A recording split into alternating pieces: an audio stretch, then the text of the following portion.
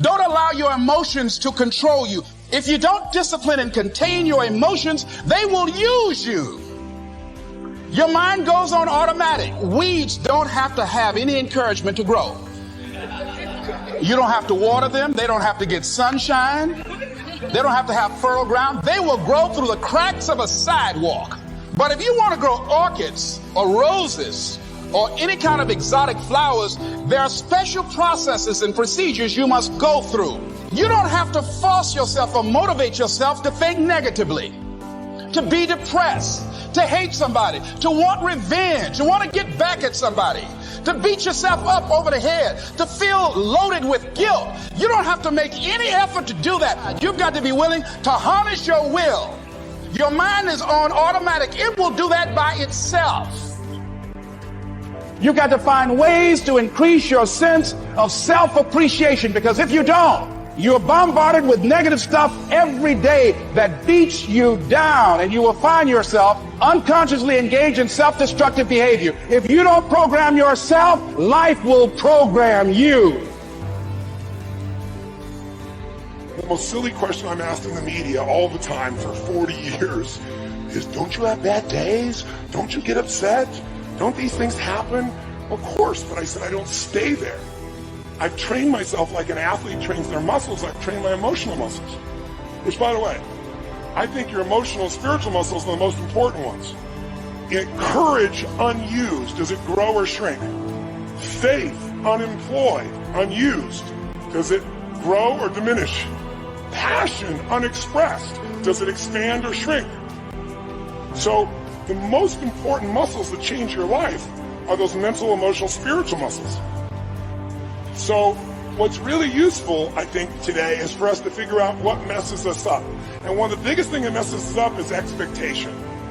Right? What did we say the other day? Trade your expectations for appreciation, and your whole life changes. Because when you're expecting things and it doesn't happen, you get upset. So that first day also was all about, what if you lived your life and you made a decision? And the decision was, life is too short to suffer. It's too short to be stressed, pissed off, fearful, worried. But our minds, our survival software, is always looking for what's wrong.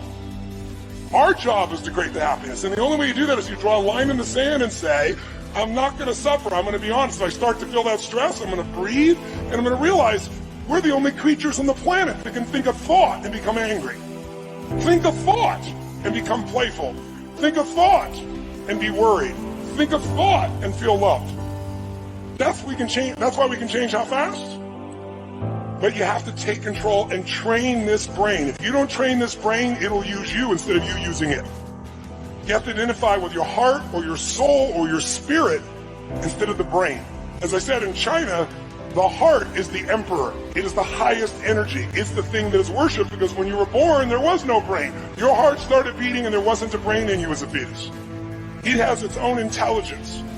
It produces hormones that strengthen your bones. It is the strongest force in your immune system. This is the ticket. This is what we get caught up in. We want to use the head and heart together, and then we have the power of both of them. Whatever you're looking for, seek and ye shall what? Find. And you don't have to be religious to understand this, that this is a fact of life. Many years ago, I read a book by Terry Cole Whitaker. It was a classic. What you think of me is none of my business. Think of the amount of time that is wasted on negative energy, wondering what other people think of you. What they think of you really doesn't make any difference. It's what you think of you that makes a difference. So, as you go through the day, don't worry about what other people think of you. Just say, I'm all right. I'm God's highest form of creation. So what people tell you doesn't matter at all. It's what you stack. It's what you assemble. It's what you create. It's the habit of what you put in your head. And today I don't blame you, because we got a whole culture that's always blaming somebody else for something in their life. It's truly a scientific fact that when you change the way you look at things, the things you look at change.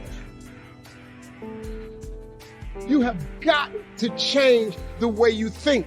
It is the whole determining factor of where you go in life. We are all where we are today because we thought ourselves to this position. If you don't like the position, think yourself out of it.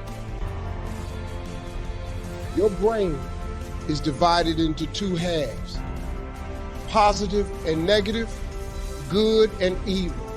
Each half of your brain has millions of factory workers on each side. You got 1 million factory workers on the positive side. You got 1 million factory workers on the negative side. At the forefront of each one of those factories in your brain is a foreman. You got foreman positive and you got foreman negative. You are in charge. You're the boss of the factory. Guess what? We are how we think. You wake up in the morning and you say, man, I don't feel myself today. I got up on the wrong side of the bed. I'm not a morning person. Foreman negative hears that. He steps to the front. He said, what did you say? You say, I said I woke up on the wrong side of the bed today. I'm not myself. I'm not a morning person. He says, you got it right away. He said, hey, the boss just woke up and said he's not a morning person. He's having a bad day today, and he ain't feeling himself. Let's get to work. The 1 million factory workers start producing thoughts to justify what you just said. So now guess what? Man, I hate my alarm clock went off this morning. I got to get out here in this traffic. I'm gonna drive down here today. I don't even like these people on my job. I can't stand this car I'm finna get in this morning. Sure wish I had a new car, but I'm driving this ragged ass car. And on and on and on. And your day starts tumbling into what you ordered at the top of the day. You can wake up in the morning and you say, you know what? Today is gonna be a great day today. I expect something really good to happen for me today. You said, what did you say? You say, I said I'm having a great day today. I expect something good to happen today. Foreman positive turns around and goes, all right, let me have your attention. Steve's having a great day today. He's expecting some wonderful things to happen. And man, let's get it going. And they start manufacturing thoughts. Same brain. Man, I can't wait to go to work today. It may not be the job I want, but at least I got a job. I'm so grateful I got a car to drive to work today. Hey man, at least I got a check coming in. I appreciate the fact that I don't have a car, but at least I can walk to the train. Man, this is gonna be great today. That's how your mind works 24/7. It never turns off. Change your attitude, you change your altitude. Our lives are mostly affected by the way we think things are, not the way they are. The way we think they are affects us most. And Shope taught me that the mind is like a factory, a mental factory. And whatever you think about all day long pours ingredients into this mental factory. And that's what builds the economic, social, financial fabric of your life. As you think, so you become.